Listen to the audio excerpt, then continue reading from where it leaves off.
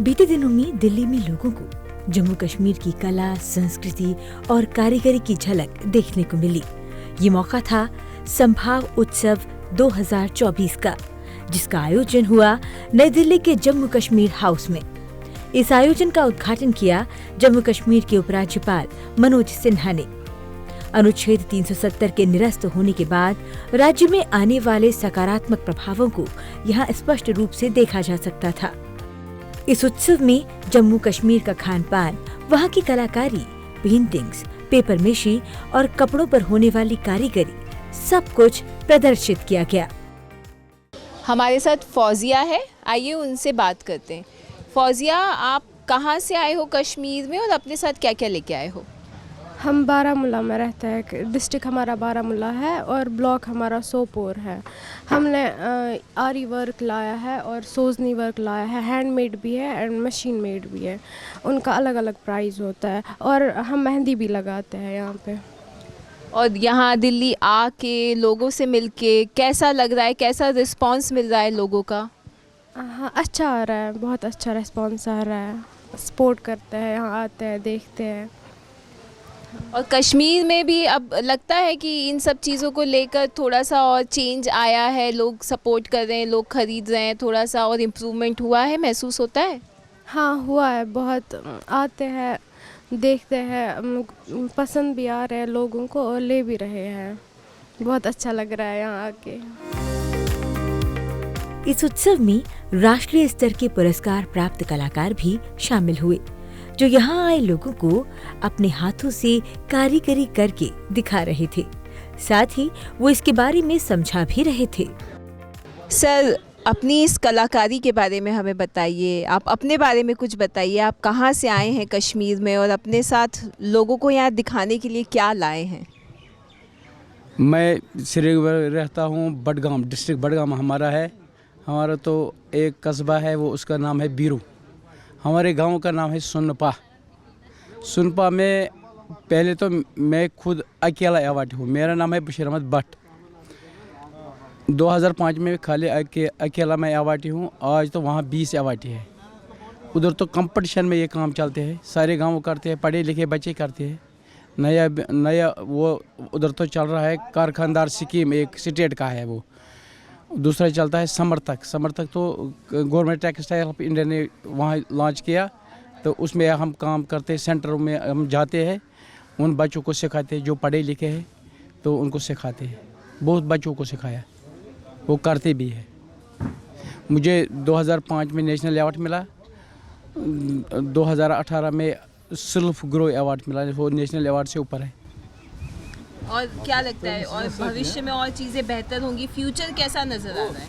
मेरा तो फ्यूचर ऐसा है मैं बच्चों को समझाता है। मैंने गवर्नमेंट को यहाँ लाया इसलिए सारे लोगों को नॉलेज देने के लिए, उनको समझाना ये कैसे बनते हैं।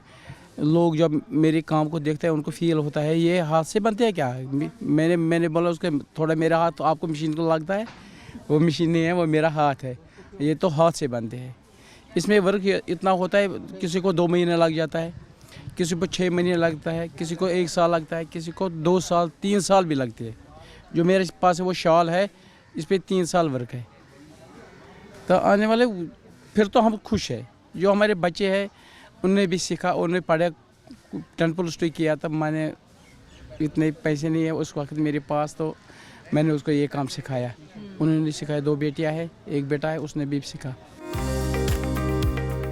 कश्मीर के उत्पाद तो पूरी दुनिया में प्रसिद्ध हैं।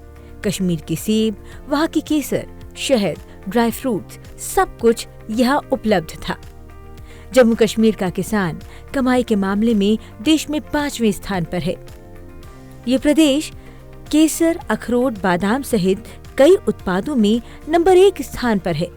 इसके साथ ही सेब, चेरी, चेस्टनट और स्ट्रॉबेरी सहित कई फलों के उत्पादन में ये राज्य अग्रणी है। ऑर्गेनिक रूप से उगाए गए इन फलों और ड्राई फ्रूट्स में से कईयों को तो जीआई टैग भी मिल चुका है। सर, आप कहाँ से आए हैं, अपने बारे में कुछ बताइए और आप अपने साथ जो प्रोडक्ट्स आप यहाँ लेके आए हैं उनके बारे में कुछ बताइए। बिल्कुल, मेरा नाम शम्सुल हसन मीर है। मैं department of agriculture and farmers welfare Kashmir से हूँ। यहाँ पर हम जम्मू कश्मीर एग्रीकल्चर रिप्रेजेंट कर रहे हैं इस इवेंट पे। तो जैसा कि आपने देखा, यहाँ पर हमने अपनी इंडिजिनस प्रोडक्ट्स रखे हैं जिनका हमको जीआई टैग मिल चुका है।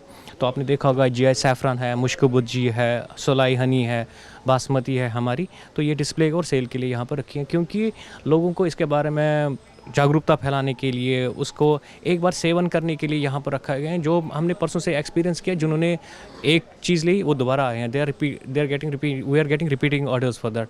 तो हमने ये सब चीज़ें यहाँ पर डिस्प्ले की हैं। इसके बाद हमने एक और चीज़ दर्शाने की कोशिश की, जिनको हम कंटेस्ट करने जा रहे हैं, रजिस्टर करने जा रहे हैं फॉर जीआई प्रोडक्ट्स। लाइक एक कॉक्सकॉम्ब है, this is natural food colour. जो आज हम सिंथेटिक फूड कलर्स यूज़ करते हैं उनसे बचने के लिए, because you know there are health hazards also involve. So natural food colours, वो कॉक्सकॉम्ब के नाम से वो हमारे यहाँ बहुत सालों से उगता आ रहा है। तो हम इसको यूज़ करते हैं। नेचुरल क्यूजीन हमारा है वाजवान, तो उसमें कुछ डिशें ऐसे पड़ती हैं जिसमें हम इसका एज कलरिंग एजेंट इसको यूज़ करते हैं। ठीक है मैडम। और हमारे डिहाइड्रेटेड वेजिटेबल्स हैं। आपको पता होगा हमारे यहाँ बहुत बर्फबारी हुआ करती थी पहले, लैंड लॉक्ड प्लेस है हम, तो वहाँ पर सर्दियों में सब्जियाँ मिलना मुश्किल हुआ करता था। इसलिए हम लोग, हमारे बुज़ुर्ग लोग इसको सुखा के, समर्स में सुखा के फिर विंटर्स में इसको यूज़ करते थे एज वेजिटेबल्स। तो इसको हमने इधर, क्योंकि अब ये इसका चलन अब यूरोप में भी हो रहा है। इस उत्सव में आए लोग अपने साथ खूबसूरत उत्पादों के साथ साथ खूबसूरत यादें भी लेकर जा रहे थे।